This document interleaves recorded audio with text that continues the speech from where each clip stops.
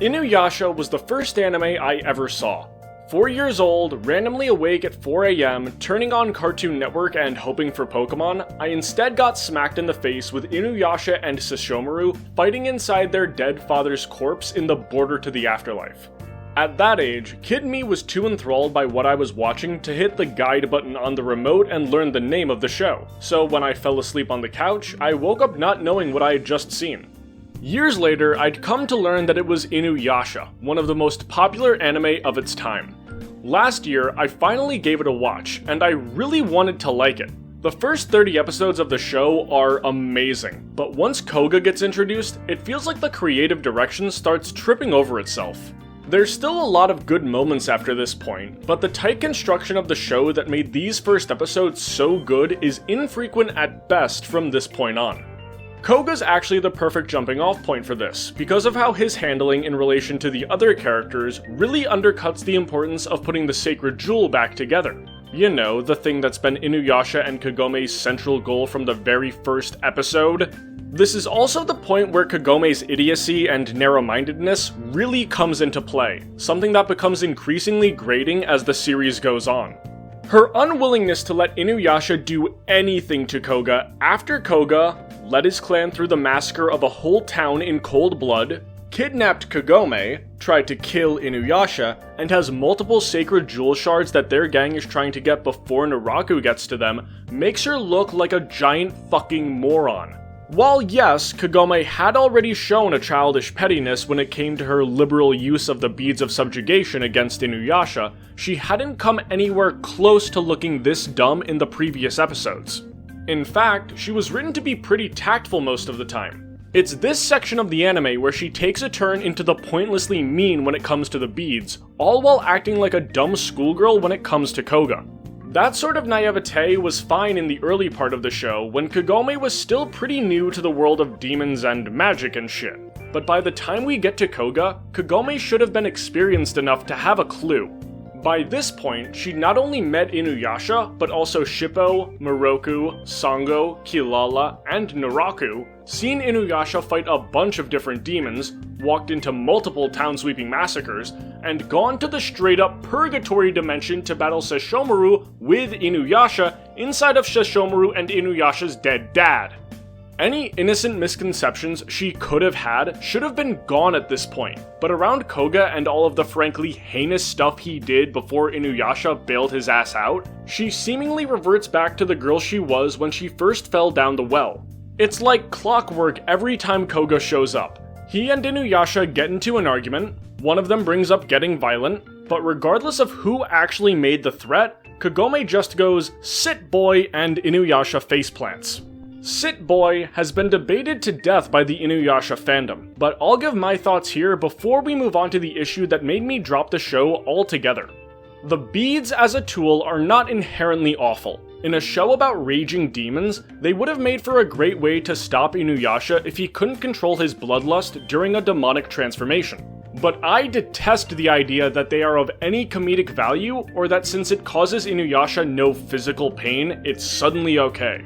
If this were a series about slapstick comedy, I wouldn't have much of an issue with it, but this is an action-focused anime where you get battles that wouldn't look out of place in a Yu Yu Hakusho, or a Naruto, or even a less absurd Dragon Ball Z battle, and there's no other kind of comedy in Inuyasha that so aggressively beats you over the head with its punchline. What humor we do see throughout the show, aside from the beads, is often witty, sometimes antagonistic, but never outright cruel. There's two major aspects of the beads that just don't work for me, and all they do is serve to make Inuyasha look like a meek punk instead of the badass swordsman he's portrayed as when things get serious.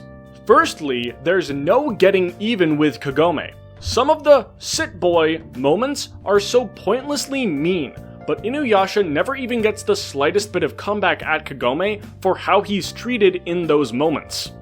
And that brings us to the second issue. When things get even the slightest bit serious, Inuyasha is portrayed as this powerful demon swordsman capable of taking on almost any challenger without having to think about it.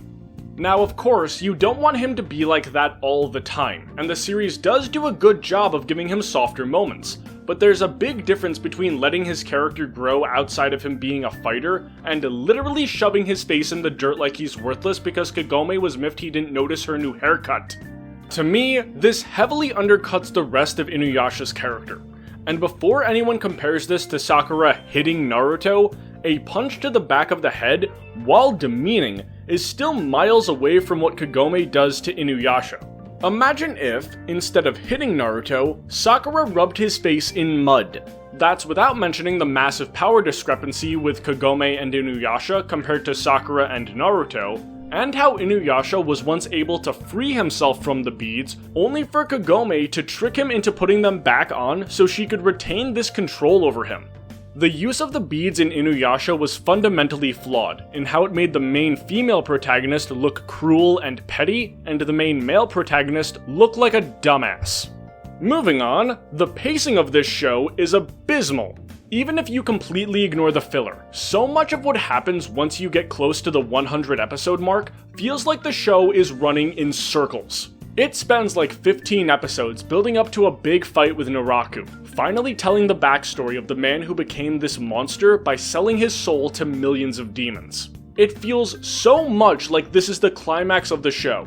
The gang has found Naraku's lair, Inuyasha is looking stronger than ever, and the battle is a multi-episode war. Then you look at the episode number and realize you've got about 80 more episodes to go, like what the hell? Inuyasha as a series could have been done in 90 episodes instead of the 158 canon episodes there are. Why is this anime nearly 70 episodes longer than it really needs to be?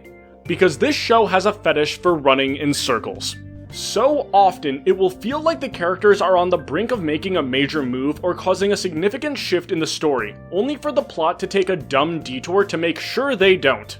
The biggest example of this is the story's entire premise. Retrieving all the shards of the sacred Shikon jewel to put it back together so Inuyasha can go from being a half-demon to being a full demon and save the world from Naraku. There are at least 2 different instances where the main cast is so fucking close to accomplishing this goal, and then through the power of writing malpractice, they find a way to fuck it up.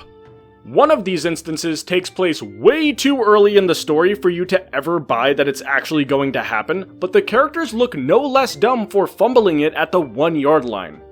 Once you realize the series has this cycle of building things up just to unceremoniously screw the audience out of a meaningful payoff for reasons that can generously be described as nonsensical, it becomes a lot less appealing to sit through over 100 more episodes of it. And that's why I stopped.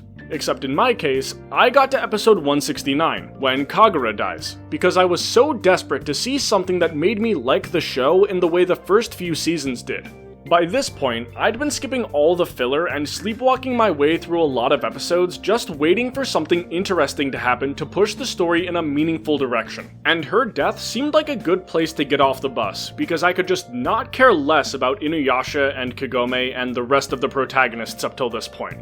Well, aside from Shippo and Kilala, they were cool. Honest to God, the character that kept me the most invested at this point was Jaken. That is a character I was rooting for. Little gremlin dude with a cool history, cool weapons, fun comedic angles, Jaken is my favorite character in the whole series. I wanted to like Inuyasha. For what I enjoy in anime and fictional media as a whole, its premise sounds tailor-made for me.